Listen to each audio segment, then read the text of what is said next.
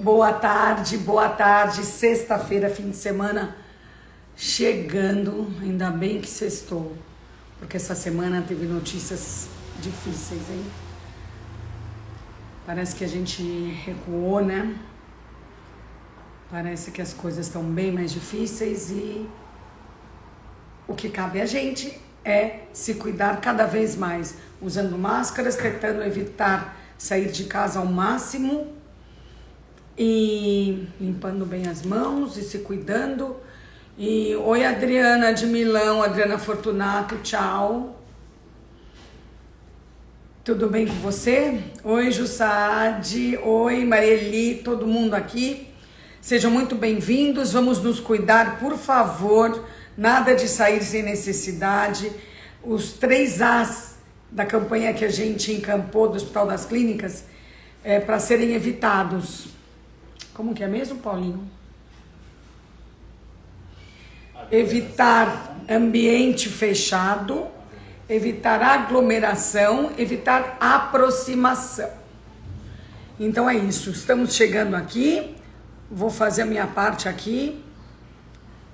Paulinho, olha aqui, tem dias que eu não consigo aqui. Olha, eu não consigo colar.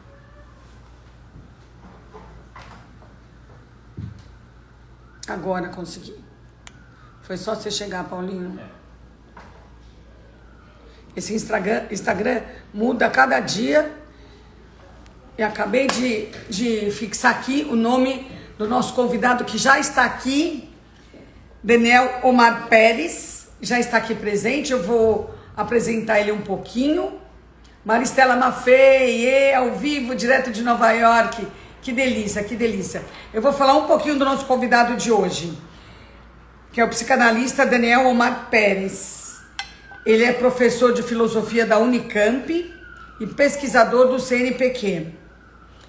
Daniel se formou em filosofia na Argentina, fez mestrado e doutorado aqui na Unicamp, pós-doutorado na Michigan University, nos Estados Unidos, e também na Universidade de Bonn, Alemanha.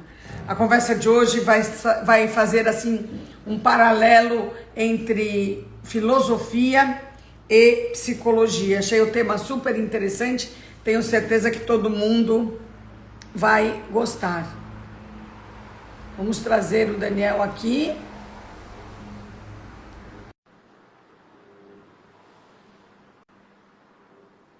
Conectando. Daniel. Olá, tudo bem? Tudo, e você? Tudo bem, tudo ótimo, Joyce. Bem-vindo.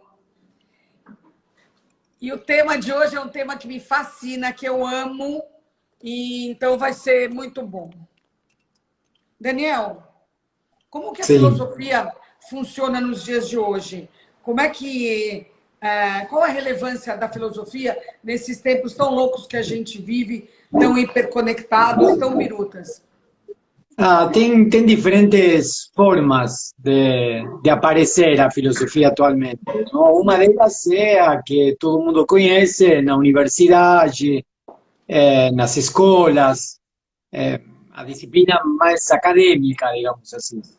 Mas a filosofia é um tipo de ofício, de trabalho, de modo de vida, que numa tradição que podríamos dizer greco, latina, europea, tem mais de 2.500 anos. Mas, ao mesmo tempo, podemos entender a filosofia como os diferentes modos de pensar, para além das fronteiras de Grécia, Roma e Europa, não? Os povos originários, por exemplo, tanto aqui na América, toda, não só América Latina, sino também em África, e bom, também pensamentos filosóficos milenares, como é o caso da Índia, da China, do Japão, que tem uma tradição de vários milênios. Tudo isso, de algum modo, trabalha por momentos de esquecimento e de memória. Às vezes se esquecem determinados problemas, modos de abordagem, às vezes se retomam, não? A filosofia, é difícil de dizer que tem um progresso na filosofia. Tem alguns progressos, mas tem sobretudo retornos. Então a filosofia atualmente, Zizek disse uma vez, Slavoj Zizek, um filósofo esloveno, disse uma vez que a filosofia servia para evitar catástrofes, não? Porque, bom, nos colocava diante do pensar os acontecimentos e isso podia evitar catástrofes. Eu não sou tão otimista quanto Slavoj Zizek de evitar catástrofes, mas sí certamente nos adverte de determinadas catástrofes, que pueden ser catástrofes humanitarias, pueden ser catástrofes grupais e também podem ser catástrofes individuais. Então, a Pessoais, né? filosofia, isso. A filosofia nos coloca a nos pensar a nós mesmos em relação com os outros, com as coisas, com aquilo que nos rodeia. Então, agora vamos para o próximo passo que tem a ver com isso que você está falando.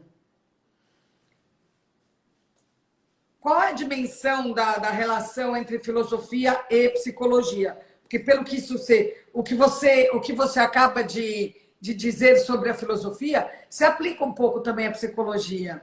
Então, onde é que elas se encontram? Onde é que elas, como uma ajuda a outra? Como elas se separam? Onde é que começa uma? Onde é que vai outra? Então, na nossa tradição, digamos assim, de ciências europeias, poderíamos dizer, a filosofia funcionava na Grécia como uma espécie de mãe de todas as ciências. E de aí iam se desligando diferentes ciências. A ética, a física, a teologia, e na época da modernidade, a psicologia, que era a ciência da alma, antigamente, se transforma em uma ciência dos comportamentos, em uma ciência das condutas, em uma ciência da psique humana. Então, é isso que acontece na modernidade, nos anos 1700, 1800, faz com que a psicologia se autonomize, digamos assim, da filosofia e passe a ser uma disciplina, uma ciência particular. Então, nesse sentido, tem uma raiz comum, porque a filosofia pensava a realidade do mundo, mas também pensava aquilo que dizia a respeito ao que chamávamos de alma, de espírito, de psique. E a partir da época moderna, digamos, há uma autonomia e aí aparece a psicologia ou as diferentes psicologias, não? A psicologia como ciência aparece como uma passagem da ideia de pensar a alma, pensar as capacidades da alma, pensar as paixões da alma, e isso tem uma tradição muito grande. Joyce, as paixões são pensadas lá por Aristóteles, no século III antes de Cristo, e ele pensa as paixões em relação com a linguagem. Ele disse que não há afetos, sentimentos e emoções sem linguagem. Então, as emoções e os afetos se articulam nos discursos. Esse é um exemplo óbvio. Se eu tiver um discurso que agrada a você, desperto em você determinadas paixões. Se tem um discurso apelativo, ofensivo, desperto outras paixões. Assim, essas paixões da alma foram sendo tema na época medieval, com René Descartes, ou das coordenadas cartesianas que todos estudamos na quinta série. Esse Descartes tem um tratado sobre as paixões da alma.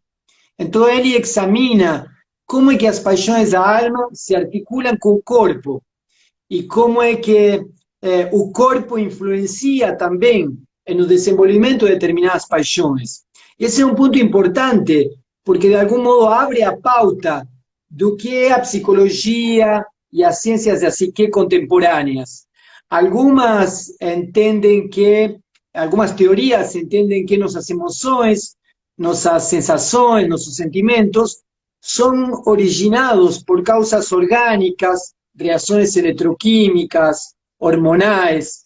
Então, nossas emoções são como efeitos colaterais de reações químicas que estão acontecendo no nosso corpo. Outros entendem que seria o contrário, que são elementos da cultura, que são valores morais, valores sociais, mandatos morais, mandatos sociais, que influenciam o corpo e que acabam produzindo, inclusive, doenças no corpo. Não? Por exemplo, um filósofo alemão, lá pelos anos 1700, 1800, chamado Immanuel Kant, falava da hipocondria, e ele dizia que a hipocondria era o estado no qual o sujeito via o vademecum com todas as doenças e ele achava que tinha todas essas doenças. E o pior é que acaba tendo algumas dessas doenças. Desenvolve, né? Acaba podendo desenvolver. Exatamente, e acaba na morte, acaba diminuindo o impulso vital e acaba na morte. Então tem assim como duas grandes linhas.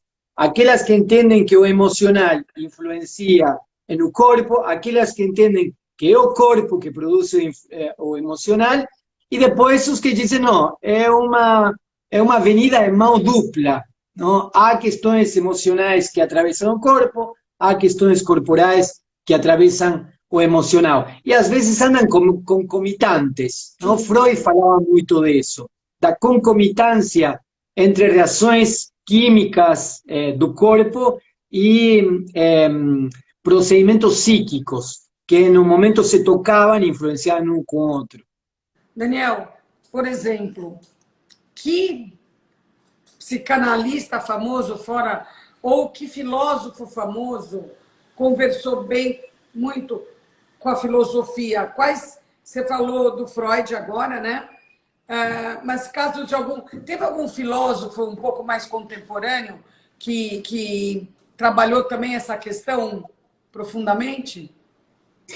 Tem muitos, não sei se são famosos assim, mas é uma área muito discutida, muito debatida aqui no Brasil, na Argentina, em Estados Unidos. Em Estados Unidos tem um desenvolvimento muito grande da relação entre filosofia e psicanálise. Em vários lugares da Europa, especialmente em Europa del Este, há filósofos como que nomeava antes Slavoj Žižek, com um grupo de gente como Alenka Supancic, entre outros, que trabalharam a relação entre filosofia e psicanálise, tanto no caso das questões clínicas, quanto em análise de acontecimentos culturais também. Então, bom, Lacan, obviamente, foi um grande psicanalista, um médico psiquiatra. Lacan foi médico psiquiatra, depois se tornou psicanalista, e no desenvolvimento do que ele chamou de seu ensino, está fundado realmente em uma reflexão e em um debate muito grande com uma tradição filosófica que começa na Grécia. ¿No? Elementos fundamentais, como por exemplo a transferência em psicanálise. ¿No? Freud dizia que não existe psicanálise sin relación transferencial entre o médico e o paciente, entre o psicanalista e o analisante.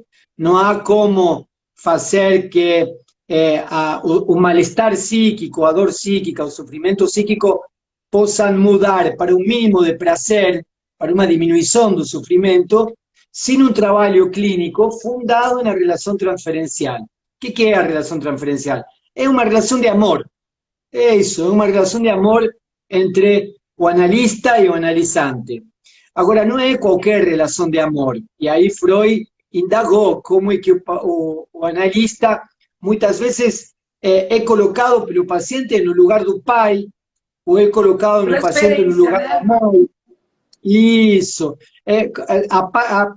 Acaba aparecendo em um lugar en el qual o analisante pode se apoiar, poderíamos dizer assim.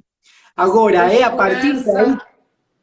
Isso, uma certa confiança, uma certa confiabilidade. Quando nós vamos para o analista, não contamos coisas boas e bonitas, e isso a gente faz em uma live, por exemplo, mas não no analista. No analista nós vamos a contar nossas penas, nossas desgraças, aquilo que temos de mais guardado, né, e que não contamos para qualquer um.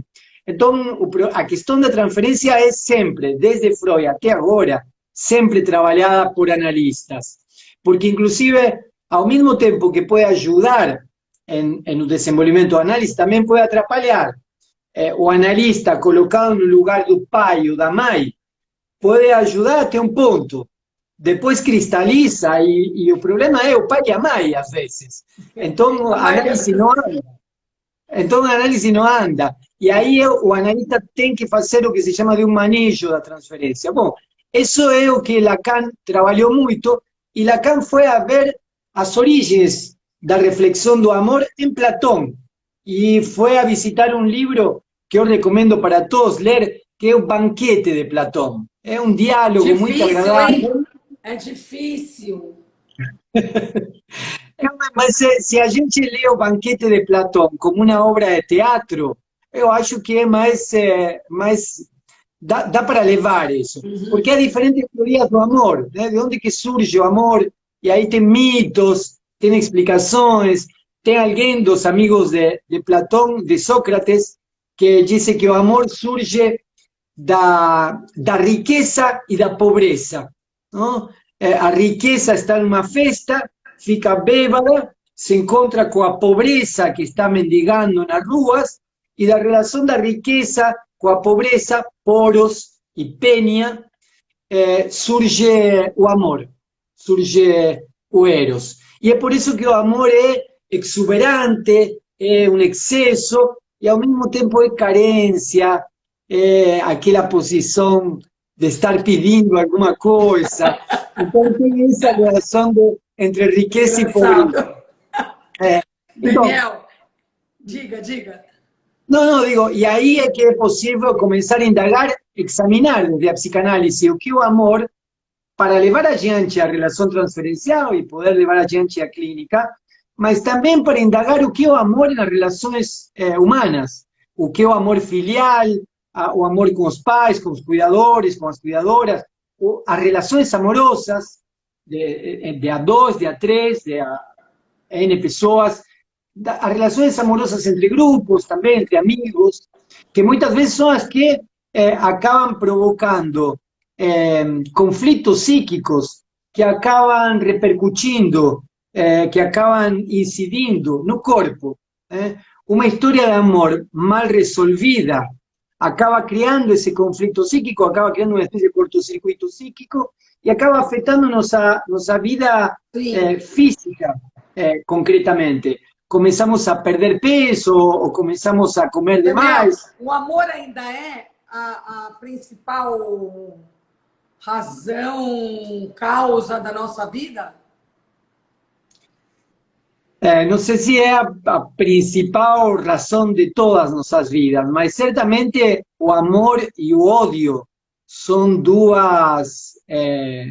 são dois sentimentos, dois afetos muito importantes. Freud dizia que, na teoria freudiana, dizia que o primeiro sentimento é o de ódio. Nós primeiro odiamos para depois amar. Então, e isso que é interessante, não? Por que o primeiro sentimento que nós temos é do ódio para Freud? Bom, porque quando nós somos bebês, estamos no quentinho, lá, bonitinho. Isso, estamos nos satisfazendo, estamos aí tomando o peito da mãe, da cuidadora, do cuidador, estamos aí e em um determinado momento somos afastados dessa posição. E essa posição de rompimento, digamos assim, de um estado de prazer, provoca esse ódio. E esse ódio, o primeiro que o bebê faz é rejeitar o objeto. E o segundo é querer destruir. E esse é um movimento que muitas vezes vemos na criança. E depois, quando a gente cresce também, né? Exatamente. Se esse ódio infantil não é elaborado, nós terminamos adultos com 40, 50 anos agindo como bebês. Agindo como bebês. Só que agora com um corpo de 40, 50 anos. Uma coisa é um bebê tentando expulsar o peito da mãe, e outra coisa é um adulto de 80 quilos tentando expulsar outro corpo, ou tentando exterminar outro corpo. Então, isso é uma questão que é preciso elaborar. Por isso, esses ódios precisam ser elaborados, para que a gente não repita como um bebê en un cuerpo de un adulto, 20, 30, Agora, eu te 40. pergunto uma coisa. Como é que você elabora esses ódios sem se submeter a sessões de análise? E aí eu te pergunto, análise é necessária para todo mundo? Son duas perguntas difíceis agora. A primeira é se é possível elaborar o ódio sem análise. Eu acho que é possível elaborar o ódio sem análise. E isso vai depender dos relacionamentos que nós tenhamos com as pessoas mais próximas, de cómo se administran en un ambiente familiar, en un grupo, as demandas do bebê. Por exemplo, quando o cuidador, a cuidadora, está o tempo inteiro satisfazendo as demandas do bebê e depois satisfazendo as demandas da criança e depois satisfazendo as demandas do adolescente, esse percurso marca um modo de relacionar-se com as demandas. Então, depois eu vou, de algum modo, me comportar como que vai ter que ter uma mulher que satisfaça minhas demandas. Se minha mãe fazia assim, isso sempre.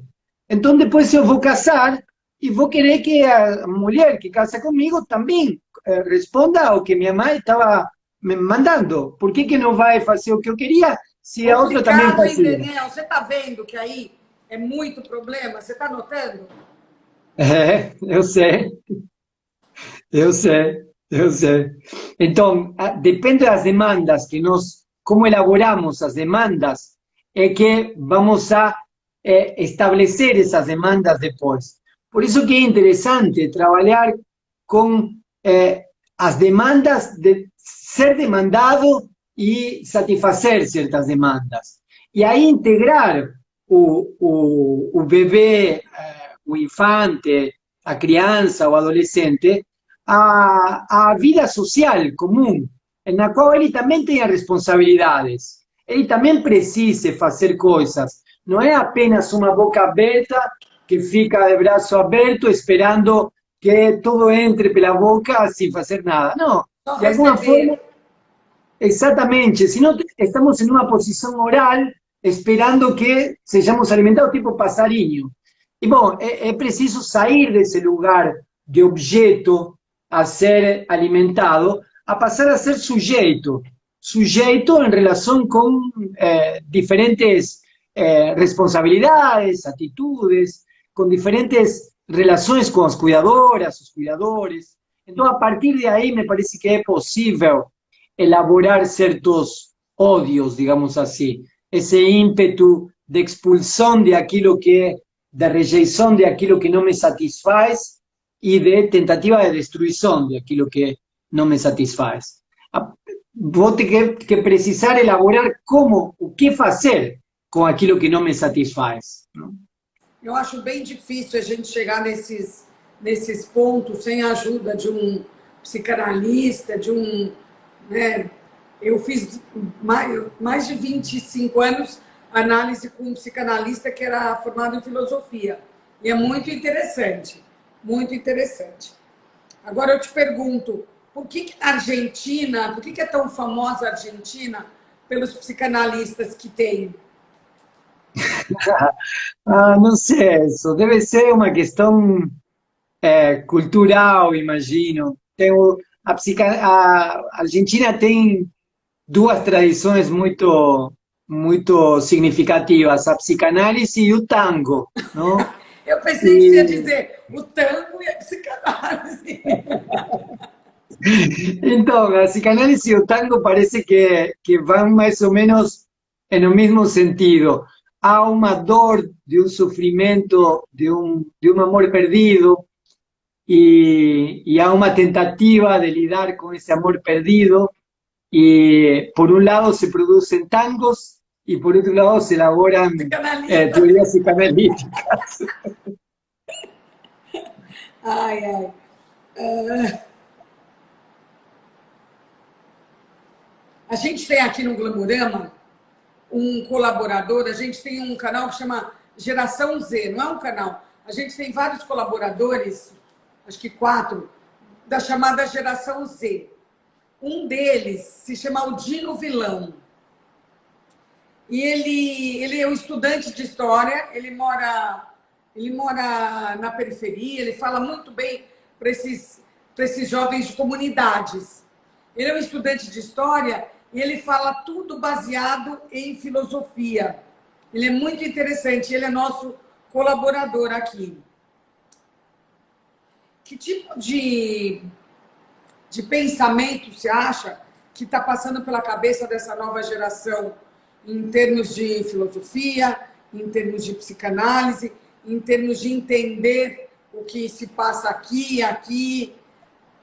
Porque esse Aldino Vilão, por exemplo, eu entrevistei ele é genial, mas ele é uma exceção no mundo, porque ele veio da periferia, se interessou, depois de estudar muito história, se interessou demais por filosofia. Então, ele é genial, porque ele fala com aquela linguagem de quebrada, né?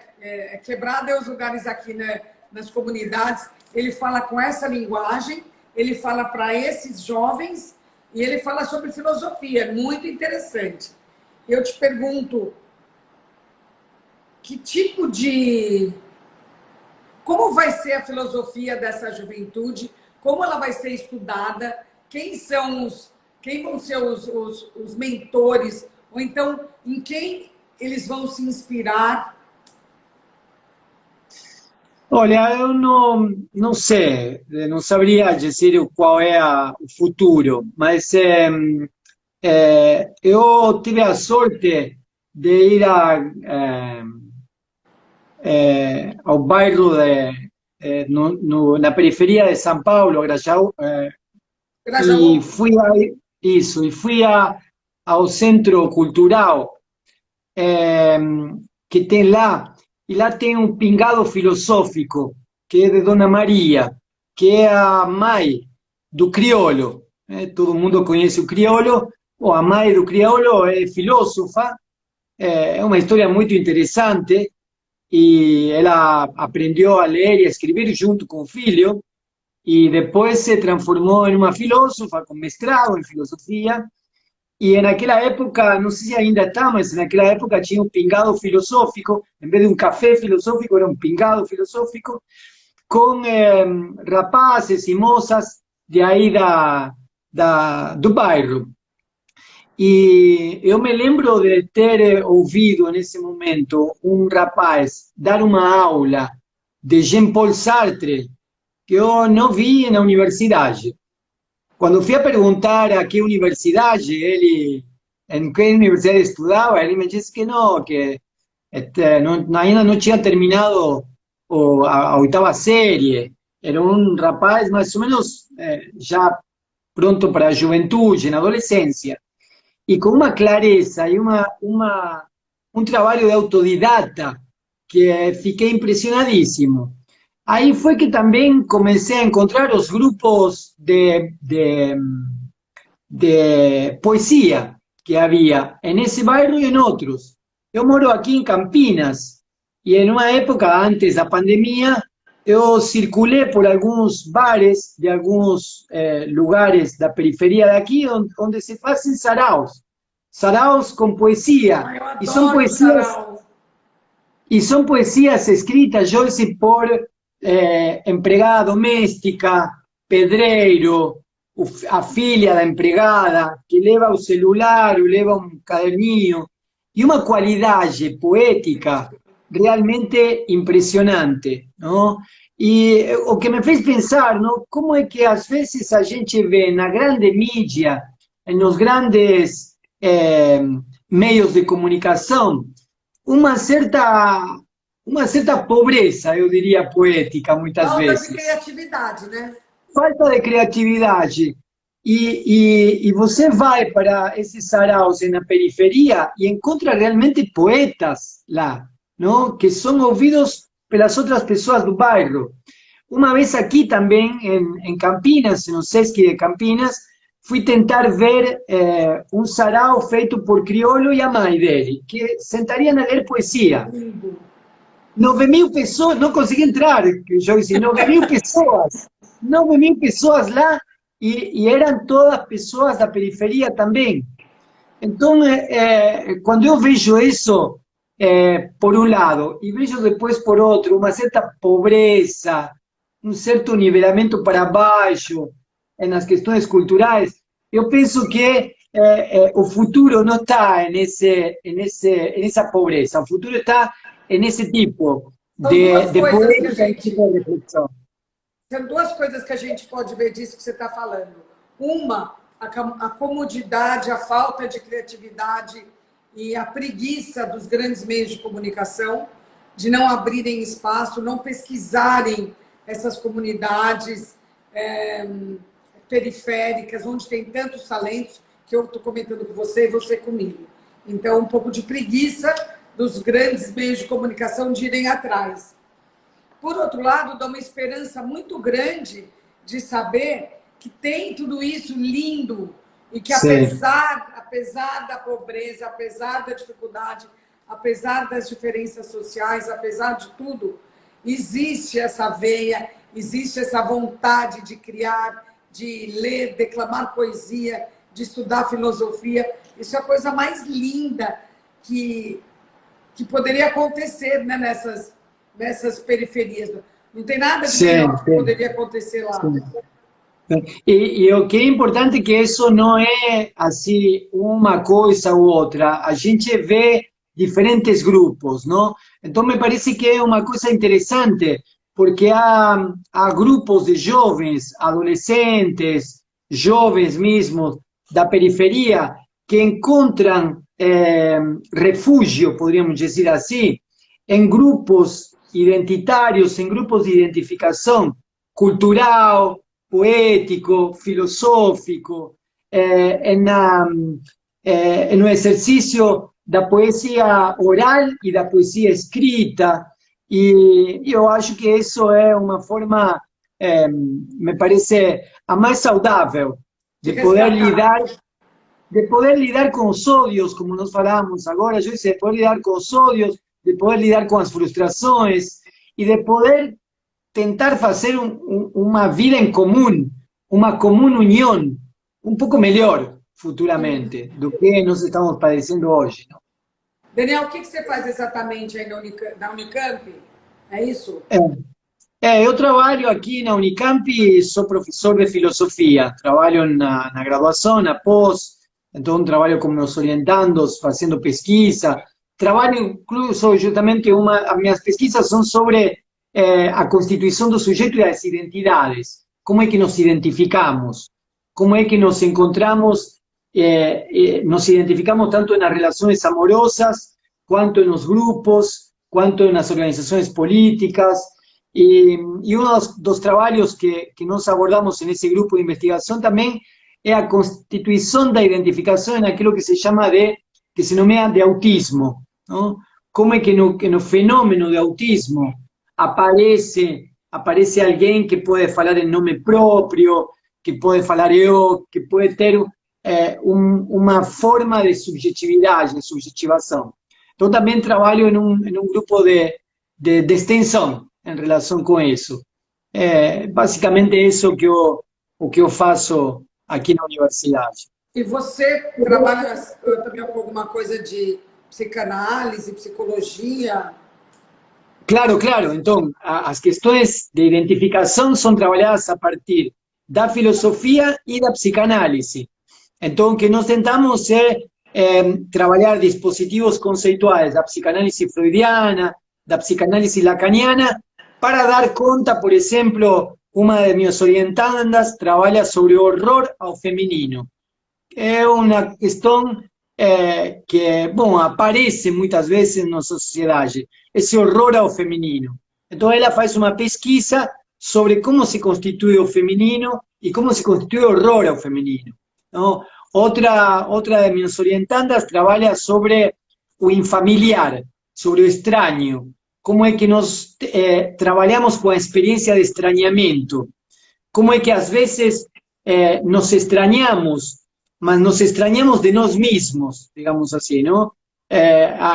Nos espantamos de certas coisas que habitam em nós e as colocamos em um outro. E quando a vemos em um outro, as condenamos, tentando reprimir aquilo que do outro está em nós. E assim as outras pesquisas também são sobre grupos identitários, sobre modos de establecer vínculos. Nós entendemos que os sujeitos humanos, de algum modo, precisam lidar com um corpo sexuado. Quando a gente tem 5 anos, começa a lidar com o corpo sexuado. E aí se encontra com as barreiras familiares, sociais. Então, essa criança precisa, de algum modo, reprimir certos escoamentos de energia e liberar outros. Aí depois, outra vez, aparece com maior ênfase na puberdade. Na puberdade aparece essa ideia de que, bom, é um corpo sexuado que agora precisa entrar na economia dos corpos sexuados. Sai do ambiente familiar, da relação de cuidadores, cuidadoras, para entrar em uma sociedade. E aí é que vem o problema da adolescência. Como é que eu lido com meu corpo sexuado? Então, por isso que eu dizia, o que eu faço? Bom, encontro refúgio em certos grupos de identificação. E aí você vai ver pessoas que tentam recuar desse corpo sexuado e acabam adoecendo. Freud dizia que uma das formas de não lidar com o corpo sexuado era a anorexia e a bulimia. A anorexia e a bulimia, ou algumas das formas de anorexia e a bulimia, eram modos de não lidar com aquilo que era o corpo sexuado e recuar para um corpo infantil. Ou, às vezes, buscamos diferentes formas. ¿No? ¿Por quê? Porque intentamos buscar parâmetros que nos digam, de algum modo, o que fazer com esse corpo. Sim, todo mundo quer parâmetro. Exatamente. Então, aí viro roqueiro, ou hippie, ou de um grupo nazista, ou de um grupo de futebol, e aí vou buscando. Porque somos de encontrar parâmetros. A mesma questão com as questões de gênero, de etnia, de religião, de raça, de diversidade sexual. Cada um de nós é uma singularidade sexual. Mas, de alguma forma, ao não saber como lidar com essa singularidade, então temos que nos tentar identificar, heterossexual, vai encaixando aqui, encaixando ali. Exatamente, vai tentando lidar. E o final dessa história é que muitas vezes nos frustramos, porque as identidades não dão conta da singularidade. Então, acabamos nos frustrando porque não encontramos uma experiência de satisfação completa, ou porque não encontramos... Como? Não encontramos uma experiência plena, né? Que nos... Isso, exatamente. E o problema é que não vamos encontrar uma experiência plena. É isso que eu ia te dizer. Quer dizer, isso já é frustração, né? Isso já é... Não vamos encontrar a experiência plena. Agora, eu estava pensando aqui, enquanto estava falando, que sacanagem terem jogado a gente nesse mundo tão despreparado, né? Porque, pelo amor de Deus, como é que a gente vai se virar nessa confusão toda? Eu, graças a Deus, eu faço análise há 40 anos. Então, eu não me sinto perdida. Mas, uma pessoa normal, porque eu não sou normal, uma pessoa normal, como é que faz? Uma pessoa normal que não tem o acesso, ou que não acha que não precisa de análise, solta nesse mundo que é totalmente louco, que você fica tentando se encaixar aqui, tentando se encaixar ali, dando trombada, se frustrando. Eu te pergunto, isso é vida? Então, Martin Heidegger, um filósofo alemão, dizia que exatamente o que você está falando, Joyce. Dizia que somos jogados, somos lançados. Nossa, eu nunca li ele. Somos lançados ao mundo. Pois é, ele dizia exatamente o que você está dizendo. Nós somos lançados no mundo. E nesse lançar-se ao mundo, a gente tem que lidar com questões da vida cotidiana. Tem que lidar com um livro, com o celular, com os óculos, com os impostos, com os vizinhos, Son cosas cotidianas. Mas ao mesmo tempo, nos transcendemos a eso, nos transcendemos às coisas cotidianas e de algum modo nos defrontamos com a morte. E aí é que, de algum modo, reconhecemos uma certa finitude. E quando nós reconhecemos uma certa finitude, lidamos de uma outra forma com as coisas do mundo. Você viu, Joyce, que muitas vezes a gente não está pensando que vai morrer o tempo inteiro. Ou seja, a não ser que tenha algum problema grave, a gente pensa em morte. Essa história de que não se pensa em morte é falso, não? Às vezes tem alguns questionários psicológicos que perguntam: pensou na morte? E aí a pessoa fica, o que eu falo agora, não? Mas é claro que pensou na morte, todo mundo pensa na Desde que morte. Como não vai nasceu. pensar na morte? Lógico, vai pensar na morte. E não está, ao contrário, estaria adoecendo alguém que nunca pensou na morte. Como é que você não vai pensar nunca na morte? Mas então, pensar na morte não é apenas pensar para Heidegger, é se defrontar com a finitude. Então, na vida cotidiana nós tentamos evitar pensar na morte. E muitas vezes esse tentar pensar, evitar na morte, nos faz agir como se fôssemos a vivir eternamente. E por que estou dizendo isso? Porque muitas vezes nos enrolamos, nos embaraçamos em problemas e perdemos o tempo em problemas como se tivéssemos 5.000 anos de vida. E às vezes é preciso dizer, gente, nós somos finitos, nós vamos morrer. Cada vez Será que mais você, finitos. será que você vai perder seu tempo na banalidade que é se enrolar em coisas que produzem ódio, ressentimento, rancor, em vez de ter uma outra relação com o mundo, com as coisas, com as demais pessoas? Não?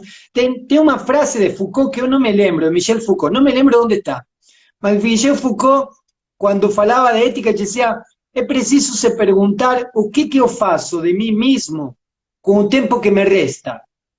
O que eu faço de mim mesmo? Não vou viver como se vivesse 1000 anos. Não. Lógico, ninguém sabe quanto resta de tempo. Ninguém sabe exatamente quando vai morrer. Mas essa experiência da finitude, da qual fala Heidegger, e essa ideia de dizer, bom, o que eu faço de mim mesmo? Não é que o que eu faço dos outros, não é como é que eu me indigno com os outros. Tá bom, posso até me indignar, mas tá bom, já me indignei, bom, agora o que eu faço de mim mesmo com o tempo que me resta? Né? Me parece que talvez esse seja um bom interrogante a nível ético e que permita elaborar as emoções, os sentimentos, as ações. Você falou em nível ético. A ética mudou nesses tempos do começo da filosofia para cá? Ou ética Com é certeza. ética? Não, há diferentes modos de entender o que é a ética, o ethos. É Que uma época pode interessante. ser aceito e depois não é mais aceito, né? Então, há questões éticas. A palavra ética vem do ethos, que são os costumes da casa. Então, ser ético significava levar adiante aquilo que era habitual na casa e mais ou menos manter essas regras. Eram regras de convivência, regras de agir. Esse era o ethos, era o costume da casa. A moral seria mais ou menos os valores sociais. Não, já não são os costumes da casa, senão seriam os valores sociais. Então, a partir de aí, começa a haver uma distinção entre o que é ética e o que é moral, o que é a moral social e o que é a ética individual. E a partir daí também há uma discussão. Será que é possível separar o privado do público? Será que é possível ter uma conduta no privado e ter outra conduta no ambiente público? Por exemplo, na época moderna, na nossa época, nós separamos o público do privado até um certo ponto. Para os gregos, por exemplo, era inadmissível. Para você poder ser um bom governante, você precisava se governar a si mesmo. Se você não se governava a si mesmo, não podia governar os outros. Certíssimo.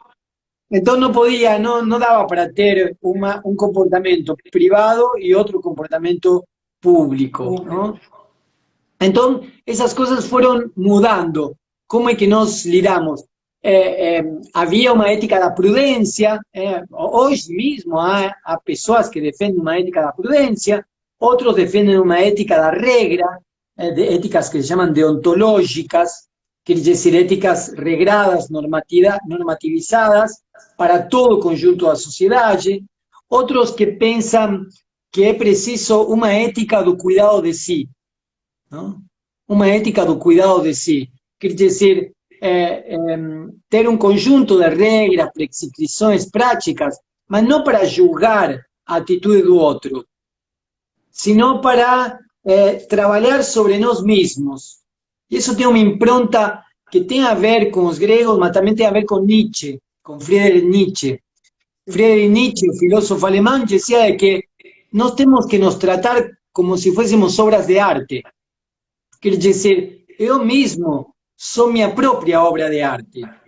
Agora, como é que eu trato a obra de arte? Eu trato como escultor na pedra. Quer dizer, eu preciso esculpir na pedra, esculpir em meu próprio corpo. E isso dói, né? Mas esse esculpir no próprio corpo podem produzir de mim aquilo que eu melhor consigo fazer, não? Claro. Então, se tratar como uma obra de arte, não tratar apenas o quadro como uma obra de arte e exibir na sala de casa, sino tratar o próprio corpo e o próprio espírito, vamos dizer, a própria psique, como uma obra de arte. E trabalhar a partir de aí. Essas seriam outras formas, não? De ser ético. Nietzsche também tem uma coisa que é muito interessante. Ele disse que o ser humano primeiro precisa ser leão para poder enfrentar todas as lutas que precisa, depois precisa ser camelo para atravessar o deserto e finalmente precisa ser criança para poder brincar. Ai, que É lindo. interessante. Não é que primeiro começa com a criança, não. A criança é resultado. Quer dizer, ter uma vida de tal forma em que nós possamos brincar, nós possamos ser crianças. Ai, que Não? lindo isso. Quem que falou Isso é uma isso? coisa- Nietzsche? Nietzsche. Sim. É uma coisa bem Prefiro Nietzsche que interessante. Platão. Eu fui ter uma aula de Platão, eu fiquei traumatizada. Fora Platão, cita aí uns livros para a gente ler, Daniel. Ah, Você bom, acha que sejam ricos nessa relação filosofia-psicologia? então, se você gostou de Nietzsche, tem vários que são muito, muito interessantes. A Gaia Ciência é um livro de Nietzsche muito bom. A Gaia Ciência, a Ciência Alegre. Mas e É outros filósofos? Outros pensadores? Pensadores contemporâneos, pensadores Fala de uns clássicos. contemporâneos. Eu gosto muito, eu sou muito contemporânea, apesar de... Eu amo os gregos, mas eu gosto muito de coisa contemporânea. Tem um filósofo que se chama Jean-Luc Nancy, que é um filósofo francês, Jean-Luc Nancy, um filósofo francês que está vivo, é contemporâneo, e ele tem muitos trabalhos sobre a questão da comunidade, sobre a questão do sujeito. Ele é um fenomenólogo. Eu acho que é muito, muito interessante. Os livros de Slavoj Žižek aqui também são trabalhos interessantes. O sujeito, o espinhoso sujeito, tem vários livros de Slavoj Žižek bem interessantes. Em filosofia e psicanálise, aqui no Brasil, temos bastantes colegas que trabalham filosofia e psicanálise de uma forma muito boa. Vladimir Zafat, Christian Dunker, Maria Rita Kell. O Christian Dunker, eu conversei com ele aqui também, foi tão incrível. Ele é maravilhoso. A gente está entrevistando ele para a edição de final de ano de uma das nossas revistas. E a entrevista ficou maravilhosa. Ele é muito bacana. Com certeza, ele é muito didático, ele é muito claro Sim, ele é para, diferenciado. sí. Ele é Tem outros moderno. livros, tem outros livros também de alguns escritores de aqui de São Paulo, Ricardo Goldenberg, que também trabalha de uma forma muito boa a psicanálise com elementos de filosofia. Libros no faltan. En Não. Brasil, especialmente, a grandes escritores. Sí. Daniel, a gente deixou de tocar em algum assunto que você acha relevante? Eu sei que uma live não é um curso, né? Mas eu vi que as pessoas aqui amaram.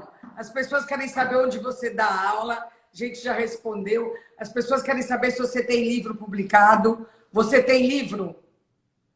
Tenho Fala vários um livros. pouco o nome dos seus livros. Tem um que chama O Inconsciente, onde mora o desejo, que da editora Civilização Brasileira, Record. Ótimo. É um livro sobre o inconsciente freudiano, acho que vale a pena Como chama esse? bastante. Como chama? O inconsciente onde mora o desejo. Né? E depois também estamos, para as pessoas que têm interesse, estão os cursos que eu dei na Casa do Saber. Acabamos de Tem falar aqui, vários a gente cursos. respondeu. Explica um pouco sobre É, esses cursos.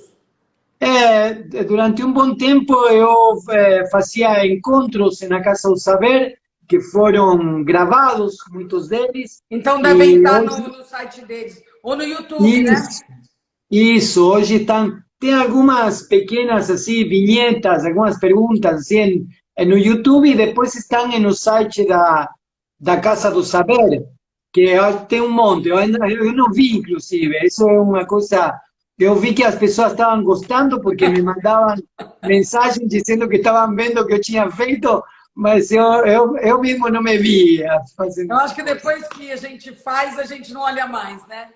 Pois é, não, acho que eu tenho um certo pudor nisso e prefiro não ver, vai que cometi algum erro no meio de tudo isso. Mas aí, nesses cursos da Casa do Saber, fui trabalhando questões que são do resultado de pesquisa, mas em uma linguagem um pouco mais acessível, por exemplo, e que tinha a ver com a questão das emoções, os sentimentos, os afetos, que tem a ver com o inconsciente, com a relação entre filosofia e psicanálise, com filosofia, com ética também. Então, tem Ótimo. vários cursos lá online que dá para ver e dá para se entreter um pouco também. Eu vou lá ver, tá? Tá bom, então. Depois me conta, então, Joyce. Pronto. Daniel, foi muito bom conversar com você. Muito bom. E eu estava super curiosa. O assunto me interessa muito, os dois. Eu faço, né, análise, que nem eu te falei há um tempão. Fiz aula de filosofia, hoje em dia faço de literatura.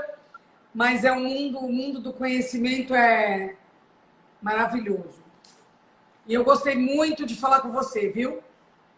O prazer foi todo meu. O prazer foi todo meu, sinceramente. Foi muito Espero que a gente se agradável. encontre aí em breve, tá? Ou aqui em São Paulo, ou num sarau da Unicamp aí perto, que eu também gosto, tá? Perfeito. Obrigada. Tchau, tchau. Obrigado. Até a próxima. Obrigada. Nossa, que conversa ótima.